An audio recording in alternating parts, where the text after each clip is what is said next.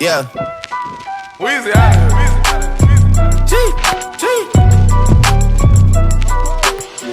Back home smoking legal. I got more slaps than the Beatles. Foreign running on diesel, dog. Playing with my name, this lethal, dog. Who you see? What? Don Corleone. Trust me, at the top it isn't lonely. Everybody acting like they know me, dog. What is the we are calculating the correlation coefficient of the NBA players' height and free throw percentage. That's what's up. As a group, we idolize the gamemanship and dedication of NBA players. Free throw accuracy is not only a metric of accuracy, but a dedication to the craft of basketball. And that's why we chose this as the core focus of our presentation. What is the correlation coefficient? Basically, it's a number between -1 and 1 that shows a linear relationship between two data sets. Free throw percentage is a measure of accuracy for players to shoot a ball into a basket at a standardized distance of 15 feet. But what is our actual data sets? What we did is we looked at the past 30 years in the NBA and we took the most accurate free throw shooter from each year and we took their height and their free throw percentage. So this is what actual Pearson's correlation coefficient equation is, and as we can see, it is a sigma equation of taking x minus x bar, y minus y bar, over the square root of the sigma of x minus x bar squared, and then the sigma of y minus y bar squared. However, what does this look like on an individual level? So this is the data set for Magic Johnson, who in 1980 won the best free throw percentage. And as we can see, this isn't representative of the whole R value. However, this demonstrates how we calculated each individual player or each individual data point into the larger context of the sigma equation. As we can see, we had his x value, which is his height, his y value, which is his free throw percentage, and then we plug that into our equation, subtracting the mean from both.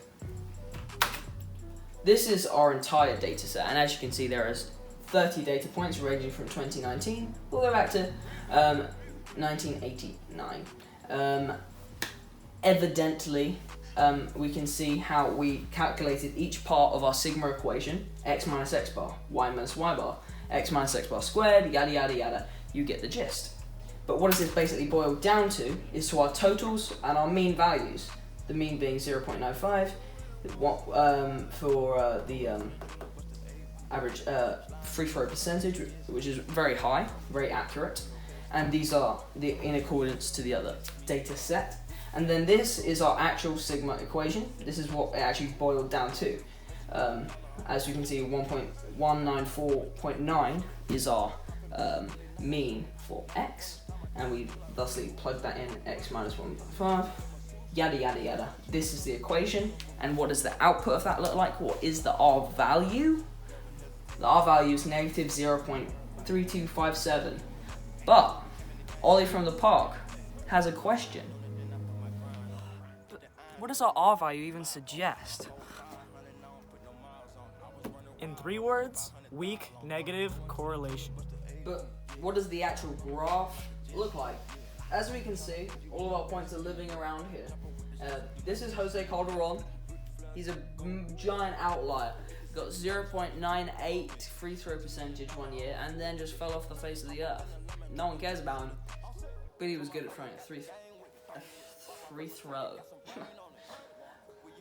But here we can see the people who weren't so great in relativity to everyone who was. And this is our general slope. As you can see, it has a downward trend associated with that negative R value. And it is going down like this, ever so gently. But obviously, we have a very weak correlation. However, if you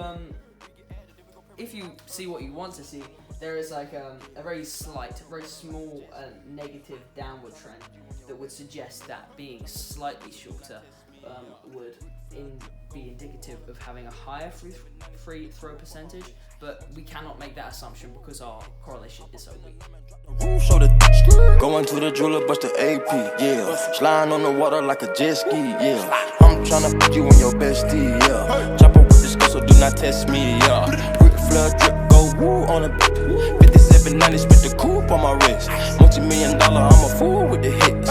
Hop up in the lemon, drop the roof, show the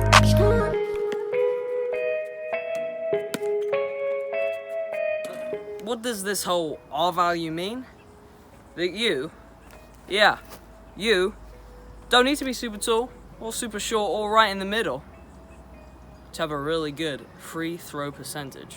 We started out our exploration by trying to find a correlation between free throw percentage and hand length, but we couldn't find the data for it. So we reflected, looked at ourselves, and we were like, hang on a minute, we can look at their height instead.